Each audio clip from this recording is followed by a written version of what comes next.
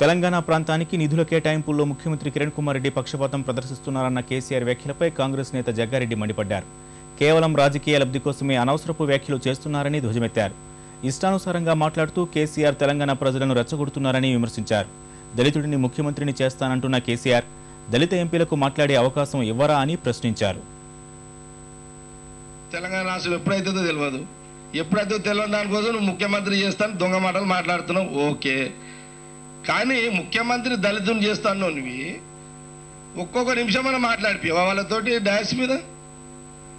ఒక వాన వస్తుందని ఒక బహానా.